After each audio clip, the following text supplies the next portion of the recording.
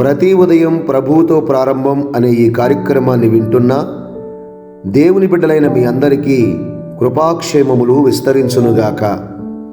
మహిమగల దేవుడు అనేకులకు మనము దీవెనకరముగా ఉండాలని ఎల్లప్పుడూ కోరుకుంటాడు.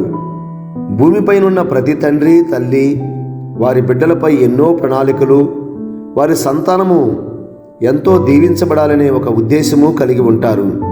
అలాగే పరలోకమందున్న మన తండ్రి ఆయన ఆశలు మనం నెరవేర్చాలని, ఆయన ప్రణాళికలు మనము గ్రహించాలని ఎల్లప్పుడూ కోరుకుంటాడు. అందుకే మనకు ఎన్నోసార్లు దేవుడు తన ఉద్దేశాన్ని బయలుపరుస్తూ వాక్యము ద్వారా మనతో మాట్లాడుతూ ఉంటాడు. ఈ ఉదయకాలం కూడా ఒక చక్కటి వాక్యాన్ని మనం చదువుదాం. ఆదికాండము 9వ అధ్యాయము 7వ వచనము. మీరు ఫలించి అభివృద్ధి నొందుడి, మీరు భూమి మీద సమృద్ధిగా సంతానమును కని విస్తరించుడని వారితో చెప్పెను. దేవుని యొక్క ఆలోచన ఈ ఉదయకాలం వింటున్న ప్రతి ఒక్కరి హృదయాల్లో ఫలించాలి. ఎవరైనా సరే భూమి మీద ఎందరో బిడ్డలను కన్నారు, సంతానము కలిగిన వారుగా ఉన్నారు. కానీ వారి సంతానము దేవుని కోసం పెంచుతున్నారా, దేవుని ఆలోచనలు వాళ్ళు నెరవేర్చబడుతున్నాయా అని గ్రహించలేకుండా ఉన్నారు. బిడ్డల కోసం ఏం సమకూర్చుదాము, బిడ్డల కోసం ఏం సంపాదిద్దాము అనుకునేవారుగా ఉన్నారు. కానీ నా బిడ్డ ఫలించేవాడుగా ఉన్నాడా, ఆశీర్వదించబడిన వాడుగా ఉన్నాడా అని ఆలోచించలేని వారిగానే కనిపిస్తున్నారు. అసలు ఫలించడం అంటే ఏంటి?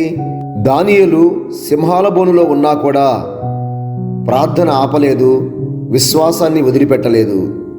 దానియేలు ప్రార్థన యందు ఫలించాడు. మోషే విశ్వాసమును బట్టి ఐగుప్తు ధనాన్ని, అల్పకాల పాపభోగాన్ని విడిచిపెట్టాడు. ఈ ఉదయకాలం నేను నా కుటుంబము ప్రభువుని వెంబడిస్తున్నాము అని చెప్పుకుంటున్నాము. కానీ నా జీవితాల్లో దేవుడు అనుకున్న ఒక ప్రణాళిక నెరవేర్చబడుతుందా? ఈ వాక్యాన్ని మనం చూస్తే మీరు భూమి మీద సమృద్ధిగా సంతానము కని విస్తరించాలని వారితో చెప్పెను. దేవుని ఆలోచన నెరవేర్చే ఒక సంతానాన్ని, విశ్వాస తరాన్ని మన కుటుంబంలో నుంచి, మన గర్భాల్లో నుంచి పుట్టించాలని దేవుడు ఆశపడుతున్నాడు. ఎవరైతే దేవునికి సంపూర్ణంగా లోబడుతున్నారో వారిని దేవుడు ఎన్నుకొని వారి ద్వారా ఒక విశ్వాస తరాన్ని దేవుడి లోకానికి అందించబోతున్నాడు.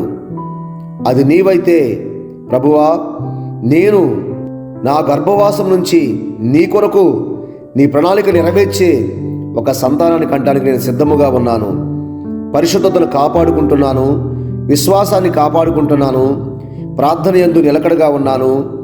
ఇక మీద నన్ను వాడుకో ప్రభువా, నీ పని కొరకు సిద్ధపరుచుకో ప్రభువా, నీ ప్రణాళిక నా యందు నెరవేర్చు ప్రభువా అని ప్రభువుని అడుగుదాము.